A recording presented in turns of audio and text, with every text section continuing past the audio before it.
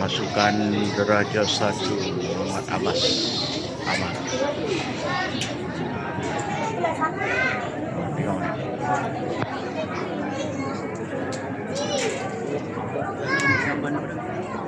Mana? Belum belakang.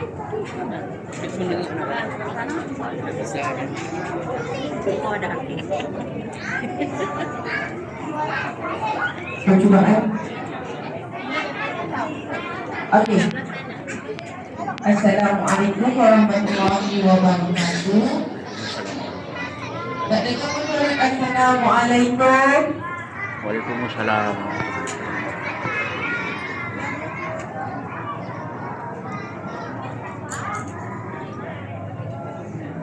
Okey, sekarang selamat sejahtera.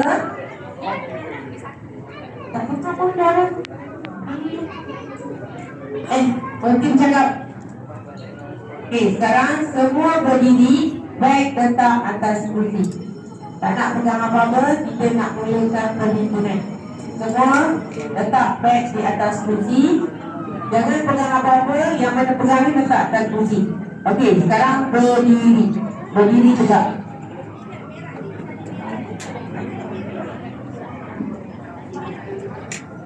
Okey, semua bangun. Botol air pun letak, tak nak gantung. Kencing. Aduh, awak pergi belakang sekali. Okey. Okey, buka beg. Kita kat depan.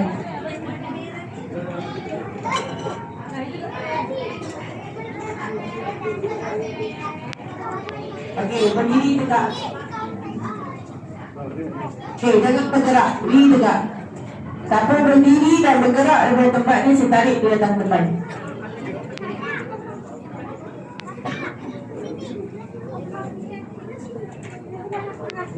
Cari kursi yang kosong.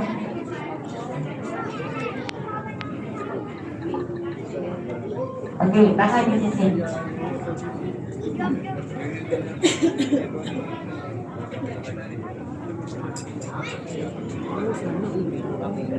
Okey, awak perasan tak beg yang awak pakai ni? Di sini ada tali warna berlainan setiap kelas. Contohnya warna biru kelas 1C.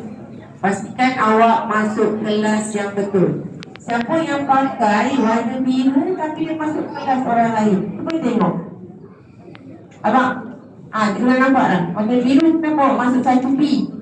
Awak lah. Masuk kelas awak. Pergi belakang. Okey.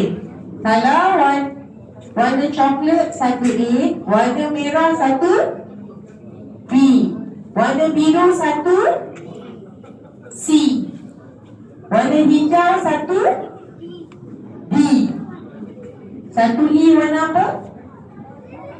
1E warna apa? Tak tahu warna dah. Cuba tengok lah. Awak punya tali ni warna apa? Warna? Warna purple. Okey, ingat jangan masuk kelas kawan awak. Awak tak sama lah. Cuma yang baru datang hari ni, dia belum dapat name tag. Jadi sebab mak dan ayah awak datang hari Sabtu hari tu untuk ambil name tag awak. Pastikan awak pakai selalu. Sebab dekat sini tahu kelas mana dan tahu nama awak. Nanti senang kalau cikgu awak nak cari awak, dia tengok name awak. Faham? Faham? Dekat sekolah, dekat rumah ada peraturan tak? Sama juga dengan sekolah, ada peraturan. Masuk rumah kena bagi salam. Lepas makan, angkat pinggan masuk dekat siti dan cuci. Itu peraturan kat rumah kan? Tidur, kemaskan bantal dan lipat selimut awak. Betul tak? Baju yang dah pakai, letak dalam mana? Letak atas lantai ke? Tak. Letak dalam bangkul atau dalam mesin basuh. Betul tak? Dekat rumah ada peraturan, dekat sekolah pun ada peraturan. Jadi kena ikut cikgu awak punya arahan. Okey, semua tahun 1 berdiri. Saya nampak dekat belakang 1E belum bangun, tolong bangun. Syamini, tolong Syamini. Yang belakang tu belum berdiri. Okey, tolong.